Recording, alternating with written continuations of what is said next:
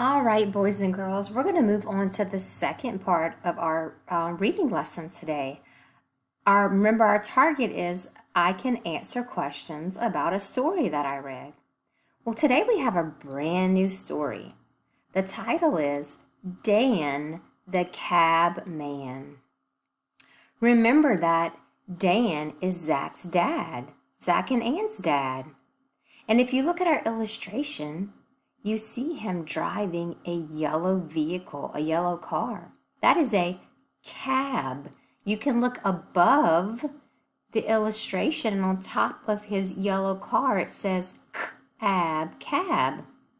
A cab is a special car that people pay the drivers to go places in. Usually you see these cars in a big city with lots of traffic and lots of people. People that live in a big city normally don't own a car. So how do they get places far away? They pay cab drivers to drive them where they need to go. So Zach's dad is a cab driver, and that is his job. People pay him and he takes them places. If we look at this illustration, what can you learn about the story? What do you think might happen in the story? Let's make some predictions just based off the illustration. Good, I'll give you a few more seconds of think time. There we go. So if I look at this illustration, I see Dan, and it looks like he has cash in his hand. I'm going to predict that in the story, a man is going to get in Dan's cab, and he's going to pay Dan to drive him somewhere today. Good, so let's get ready to read. Let's read our story to find out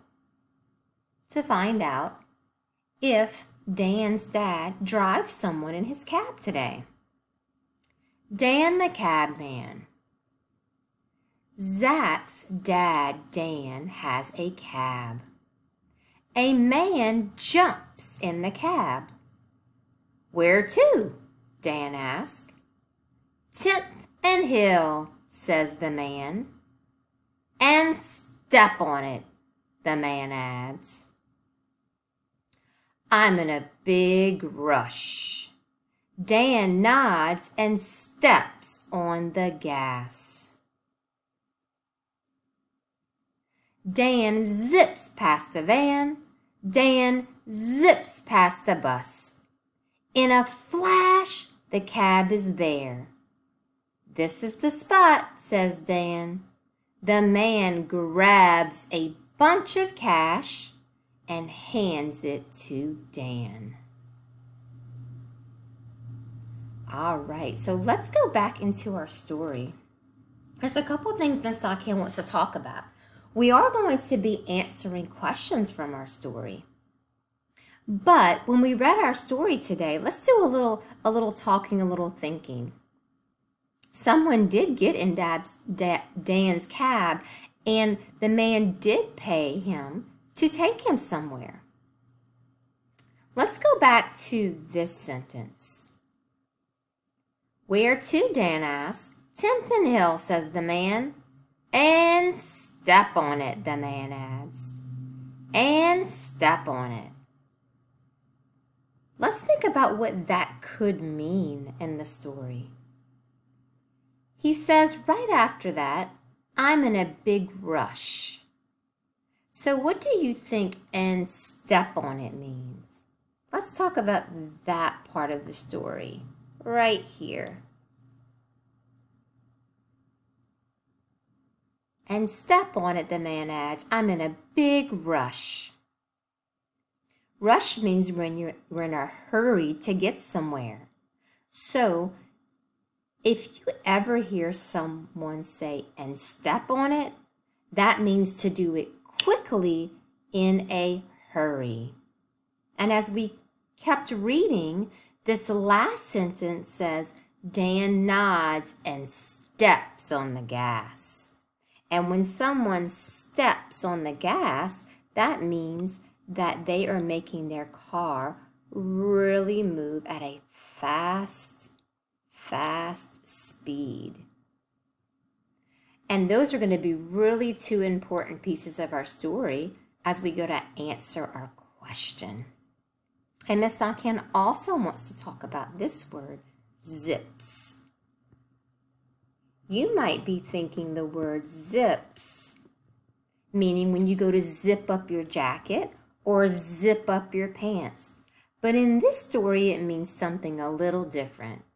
Dan zips past a van. Dan zips past a bus. Yes, I bet you're thinking it has something to do with going fast in a hurry. When someone's driving and you zip, or you're running and you zip past someone, that means you go at a very quick pace, very quickly. Zip means to get somewhere quickly, in a hurry. So now we're going to look at our questions. And if you have your paper in front of you, you can work on your questions with Miss Nakhan right now.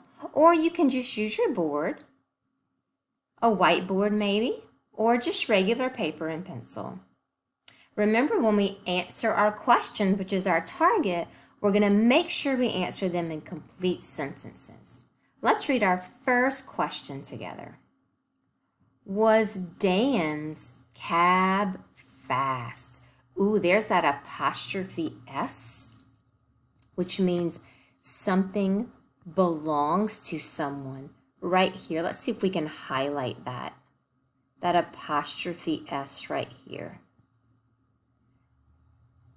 I don't know if that highlighted it for you. Maybe we can try to circle it, that apostrophe S. Let's try that.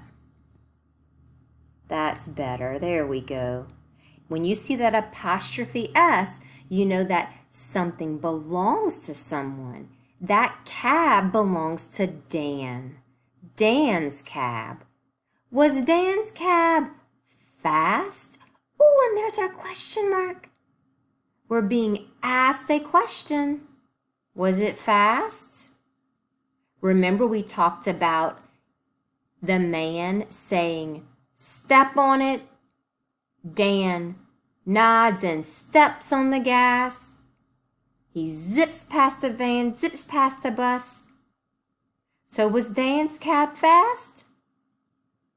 Good thinking, yes. But we need to make sure we answer that in a complete sentence. So I'm going to give you some think time about how we could say that and write that in a complete sentence.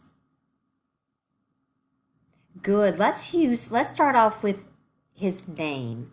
Since it's his cab, we can say, let's see if we can move this up so we can, Miss Nakhan's going to type it because it's going to be really hard for me to write on this paper.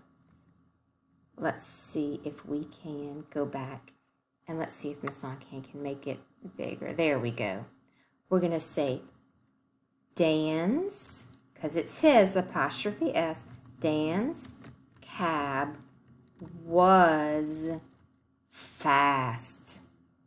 That's a good complete sentence. Dan's cab was fast. Think about the sort of punctuation mark we need. Are we telling?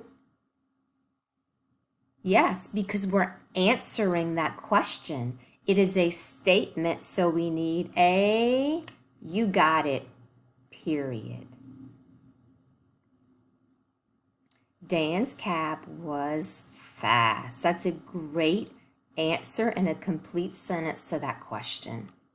Now we're going to move on to question 2. Remember, this is one where they give us a choice. When you get older in first grade, we're going to call this multiple choice because they're going to give you many choices and we can only pick one.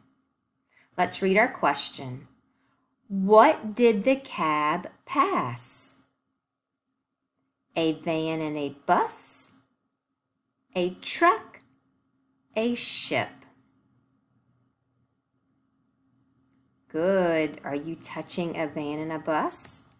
Very good. That was the answer. Remember, he zipped past the truck. He zipped past the van. He zipped past the van and the bus. Those were the two things that the cab zipped by. So the cab passed by those two. So we're going to go ahead and color in our little dot right here. Remember, it's going to be hard for Miss Ican, but you want to have to try to stay in the lines, in that circle, the best you can. There we go. All right. And number 3. Let's move on to question 3. What did the man hand to Dan? What did the man hand to Dan? Give you some think time. Good, let's go back into our story. Remember, we talked about this illustration and we read in the words that the man grabs a bunch of cash and hands it to Dan. Look, and it's right there in our illustration for us.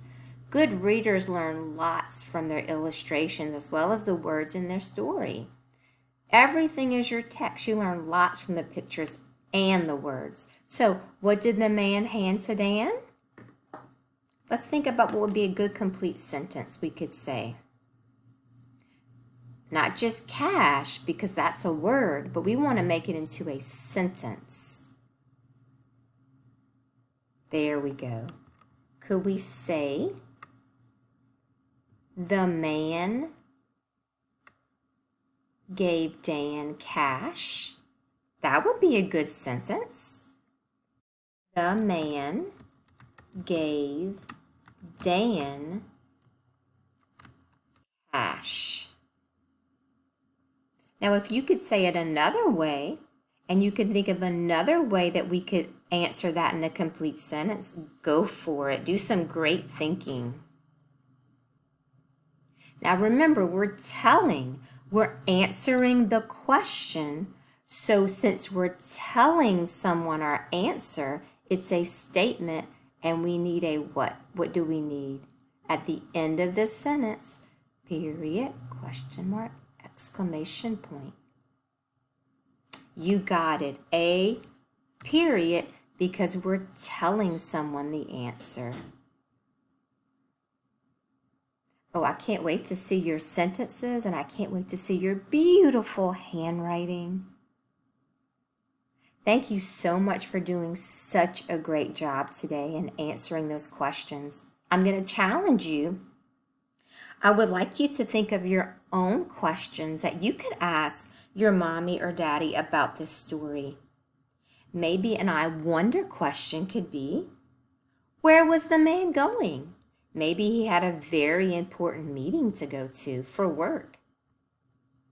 I know he has a nice suit on.